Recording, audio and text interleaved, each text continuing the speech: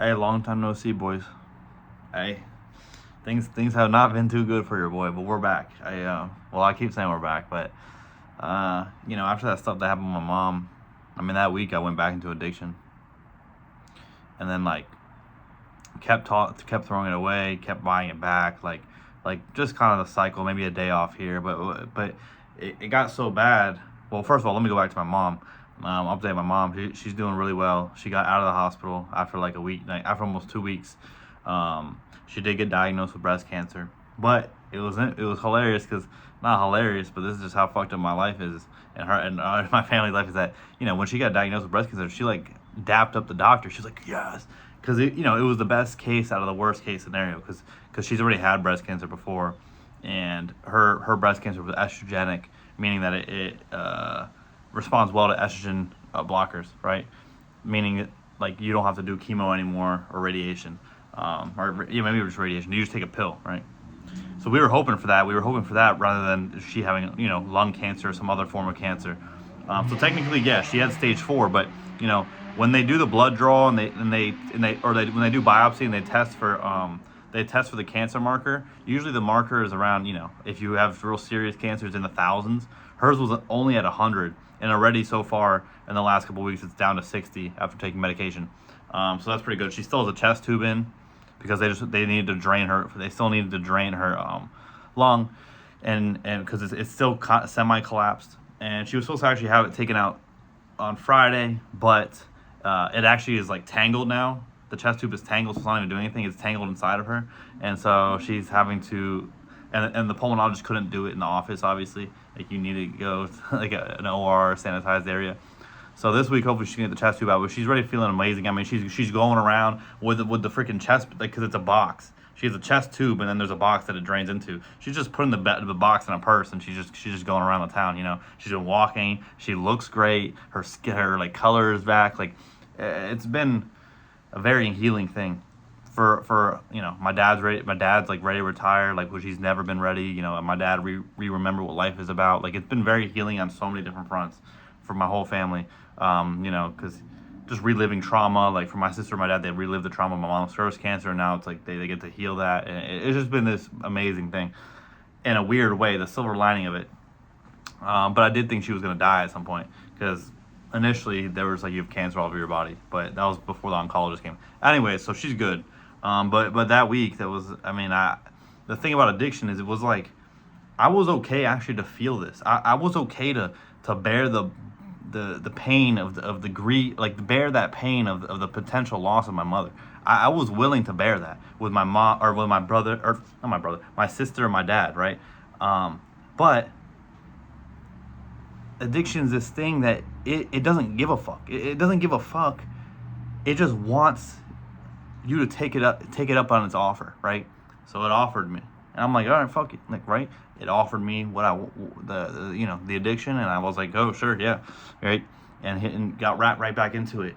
Now this time has been different because why do I look kind of big right now though? Like, what the fuck?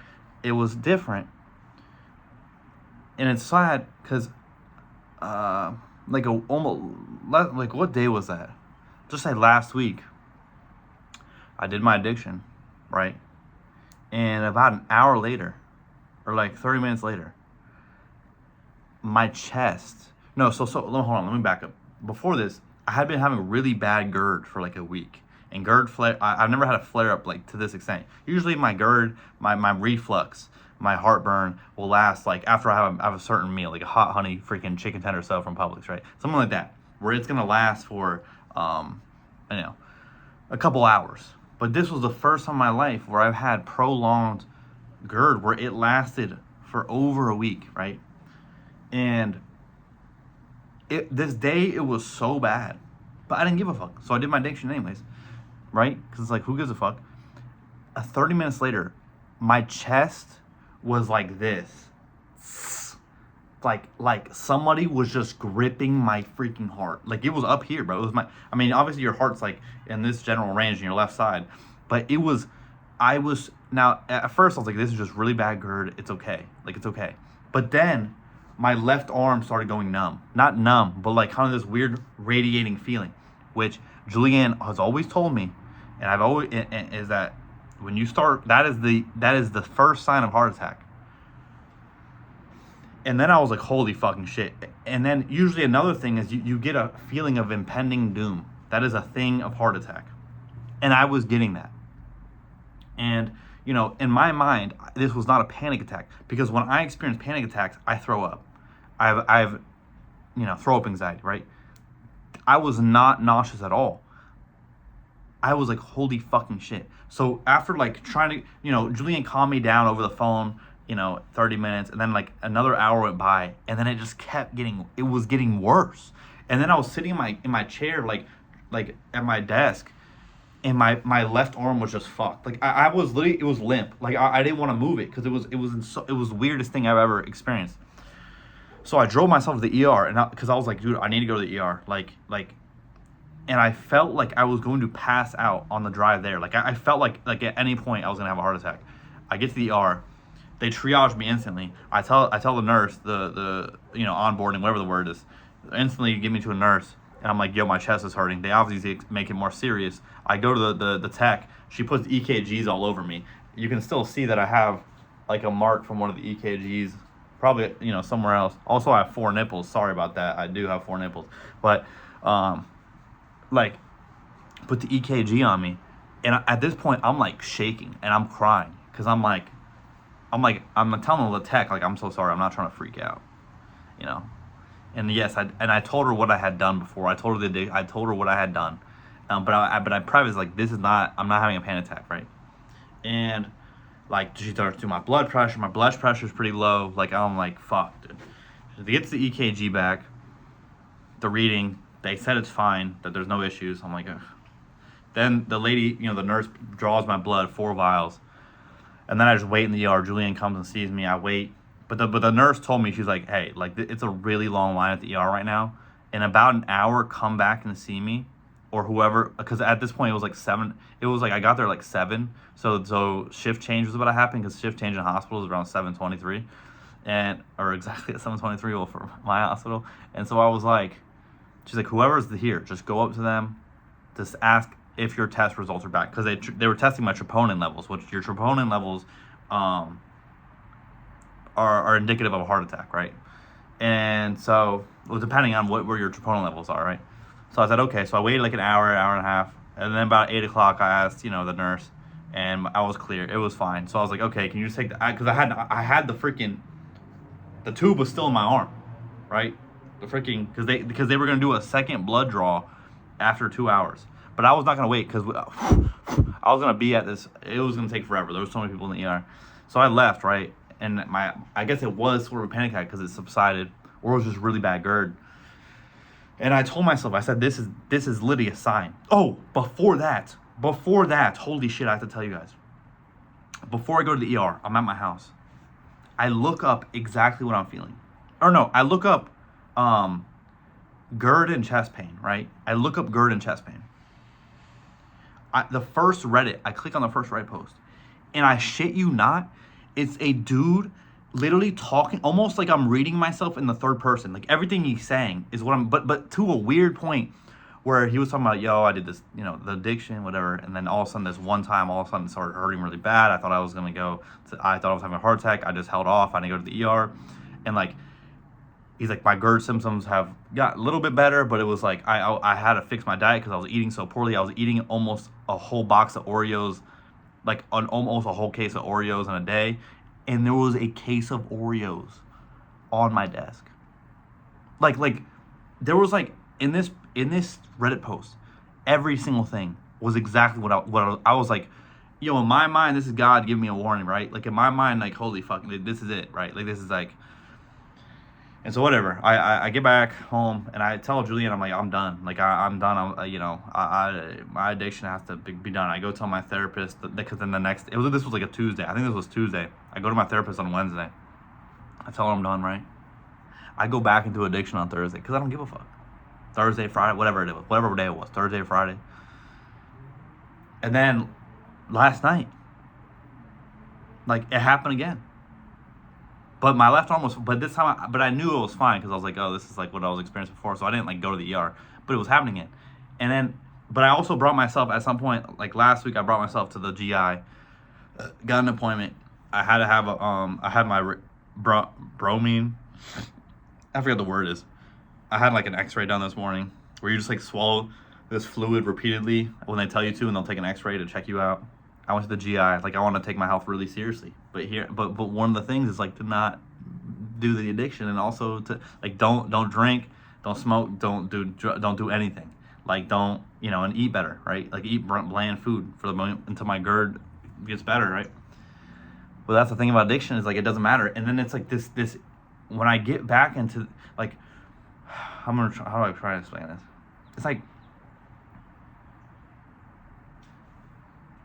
in my life, the addiction and the depression kind of go hand in hand, and whatever happens first, the other one comes along, right?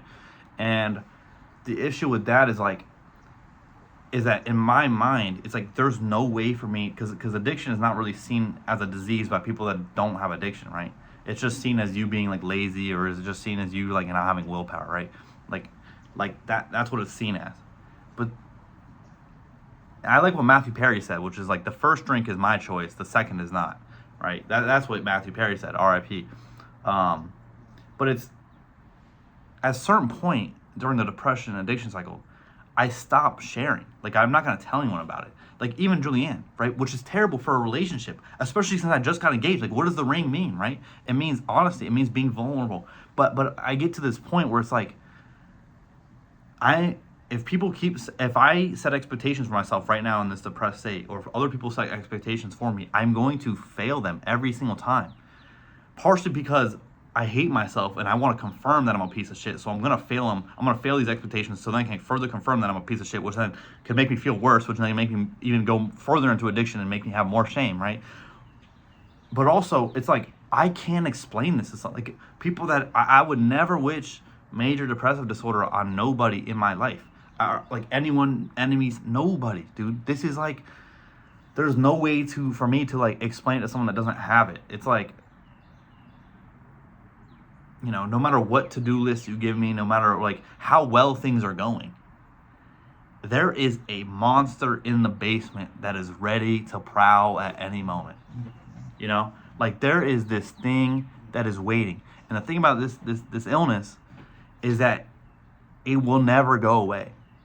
And I think that's what scares me. And and part of me is like, this is not fair for me. It's like not even fair to be in a relationship with anyone, right? Which is a fucked up thing to think, because that's what depression wants you to do. It wants you to isolate.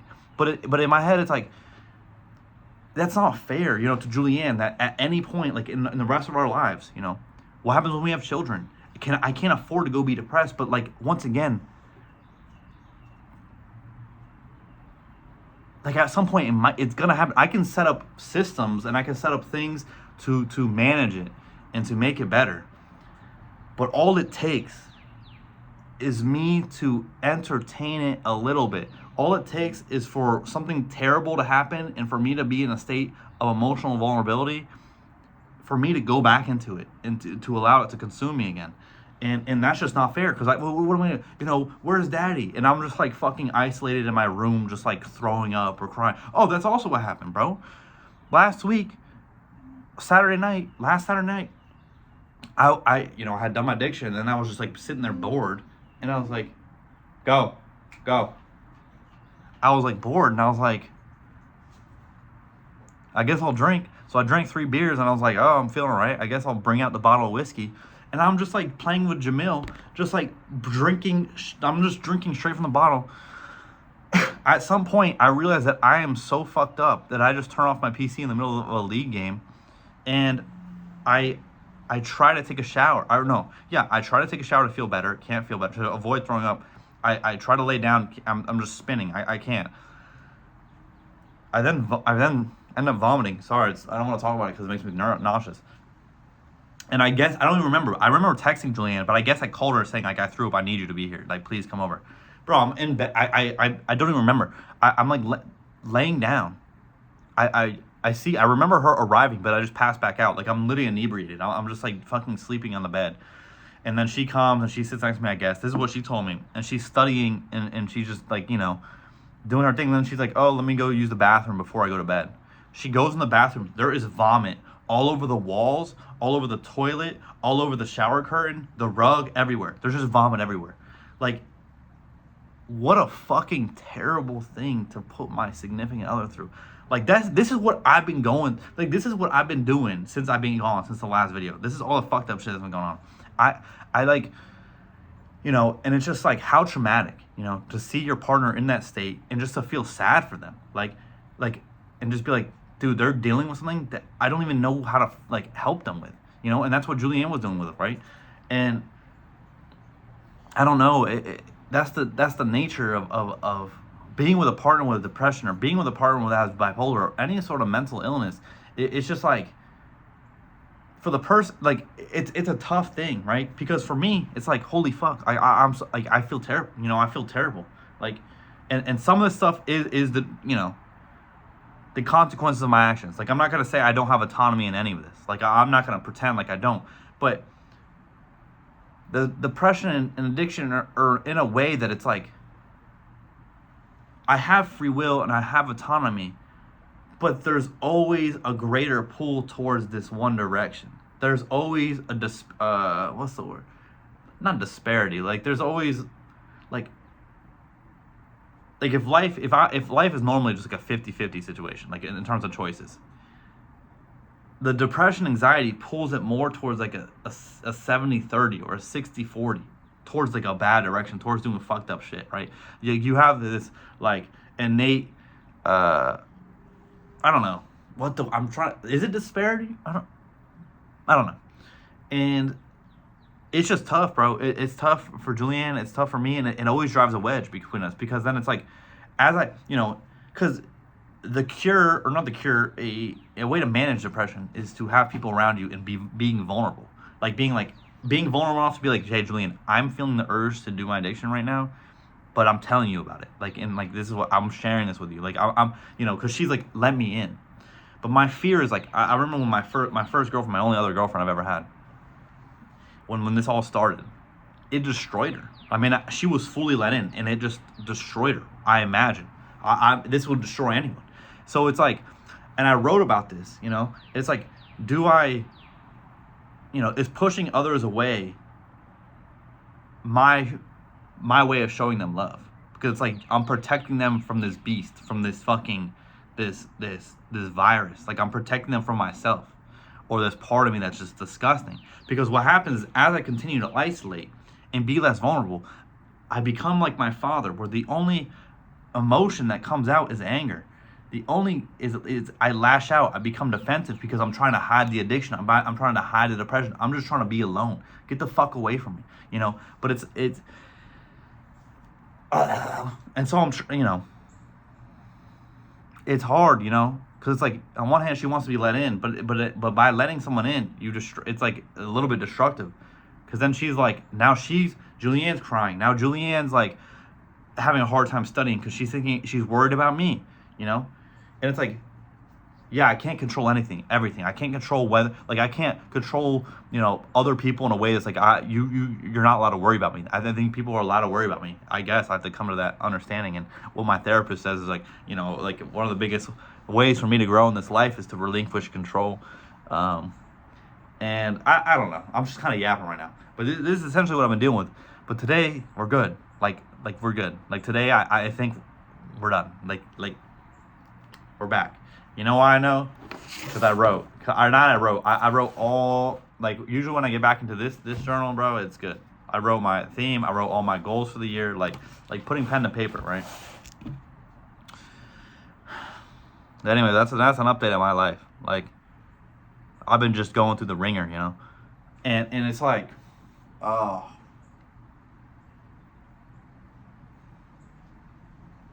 And it's sad because, you know, part of me is like, it's always going to be like this. Like, no matter how well things are going, or how long it's been since my last episode, it's always there, ready to pounce. And that kind of freaks me out, you know, because it's not fair to me. It's not fair to Julianne. It's not fair to my future family. It's not fair to my current family. It's not fair to her, you know, my in-laws. It's just like not fair to, and to my loved ones, to my friends. It's just not fair, you know, but it's terrifying. It's like, no matter how hard I try, you know, Because there's two options. You either just keep running or you turn around and you look at it. And I told my therapist, I think a lot of this is like, a lot of my depression is just repressed trauma from when I was a teenager. But the issue with the repressed trauma is it's covered and it's wrapped up in addiction. So first we have to get through the addiction, and we have to do an addiction protocol, and then get to the repressed trauma. But we'll see. But anyways, I miss you guys, bro. I think we're back though. I hit the gym. I ate good, but my GERD's a little bit better. They found I have a little hernia on my lower esophageal sphincter, like the sphincter that goes between your esophagus when your esophagus hits your stomach. There's a sphincter that closes or opens. Like it'll open if you're swallowing foods going down your stomach, but it should close. So stomach acid doesn't come back up. But since I've always had throat anxiety and I was doing my addiction, like all these different reasons, and eating like shit, I have a hernia on that sphincter, so it's like actually more open, and that's why I'm having a lot of chest pain, because a lot more acid is coming up through my esophagus. Anyways, that's what I think. That's pretty much everything, bro. That's pretty much. I mean, probably not, but it's just been a tough situation, but. I miss you guys. So guys, girls, gays, queers, they, them, these are anyone. Everyone. Have a blessed rest of your Monday. I'll catch you guys on a beautiful Tuesday. I love you.